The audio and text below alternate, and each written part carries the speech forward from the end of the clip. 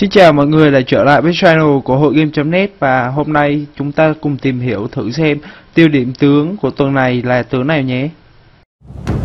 Welcome to the League of Legends Champion Spotlight, featuring Zereth, the Maker's Ascendant. Zereth is a long-range mage champion with a couple of neat tricks. In addition to dealing tons of damage with his abilities, he also acts as a sort of artillery, bombarding enemies from long range. Zereth's passive is Ascended Form. A percentage of his ability power is converted into bonus armor, making him naturally durable against physical assailants. Arcanopulse causes Zereth to briefly channel, then immediately deal damage to all enemies in a line.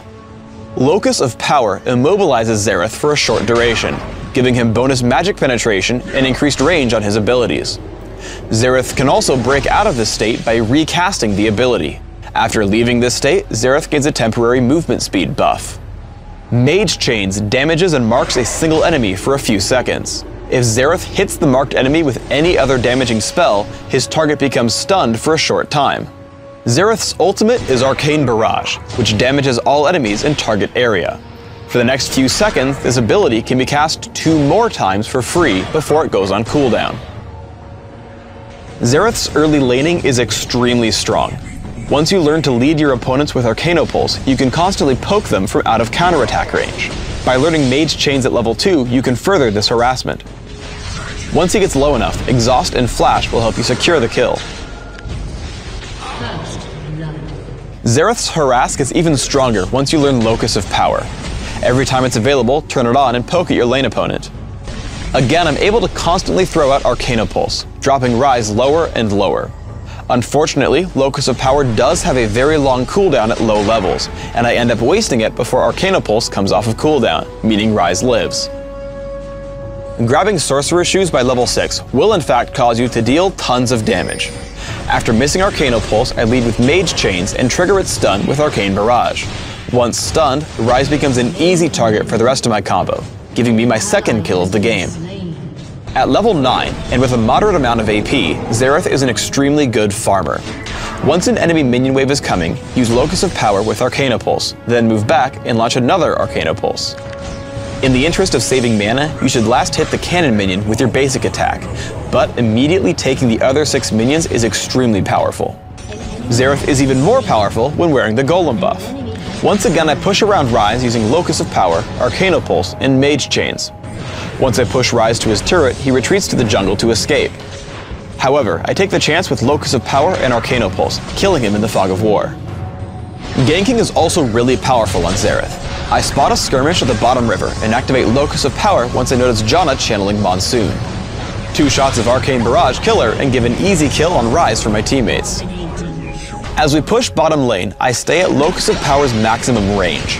The cooldown matches well with Arcanopulse, so I deactivate Locus immediately after nuking my enemies. After picking up the kill on Rumble, I stay in Locus to drop Arcane Barrage, taking down Rise. As Riven has gotten out of range, I use Locus's movement speed buff to rush up to her, picking up the kill with Mage Chains. We get into a team fight in mid.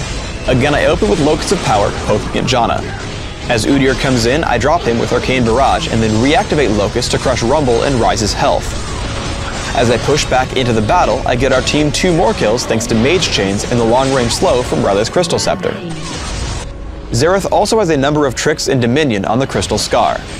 After poking Riven off the capture point, I head to the brush below it and activate Locus of Power. I'm exactly in range for Arcanopulse, forcing Riven to give up the point for good. Zereth's long range is extremely helpful against melee fighters. As Riven jumps me, I lead with Mage Chains and stun her with Arcanopulse right as she initiates. Too low to fight, she runs only to be dropped by 3 shots from Arcane Barrage. As I flash away from Renekton, I wait until Mage Chains comes off cooldown, stunning him as I run for the Speed Shrine. Once he turns to fight Heimerdinger, I land another Arcanopulse. I loop around away from Heimerdinger and prepare for another Arcanopulse with Locus of Power. Now extremely low, I land Mage Chains for the kill. You really want to stay around the middle of the map as Zereth, as it gives you access to speed shrines and allows the most use of your long range. I head over to my team and help them pick up a kill on Blitzcrank, first using Locus of Power and Arcanopulse. As he continues to run, I repeat the combo and kill him with Mage Chains. Shortly after, I make it up to the windmill, taking down Riven with Locus of Power and Arcane Barrage. Once she falls, I chase Aurelia. Mage Chains with Rylai's Crystal Scepter makes it almost impossible for her to dodge Arcano Pulse, so we pick up the kill before she can reach the Health Relic. For runes, I take Magic Penetration Marks, Ability Power per level Seals, Ability Power per level Glyphs, and Flat Ability Power Quintessences. This setup is aimed at giving me early lane dominance, using Arcana Pulse to push around my opponent, while also scaling me into late game with lots of ability power. My masteries are 9-0-21, taking Magic Penetration in offense and making sure to take increased cooldown reduction and neutral buff duration in utility. I take Exhaust and Flash, mastering both. I max Arcana Pulse immediately for consistent damage output. I take a point in Mage Chains at level 2 and leave it there as I max Locus of Power second. This ability order turns me into artillery pretty quickly, able to constantly toss out long-range spells. For items, I grab a Doran's Ring in Classic or Sorcerer's Shoes in Dominion. After adding Sorcerer's Shoes, I immediately grab Rabadon's Death Cap. With my core build done, I add utility and damage with Rylai's Crystal Scepter and Will of the Ancients. I finish out my build with Morella's Evil Tome for cooldown reduction and Void Staff if my opponents start to get more magic resist. Thanks for tuning in to the Xerath Champion Spotlight. Please subscribe to the Riot Games YouTube channel up top and leave us your comments just below this video.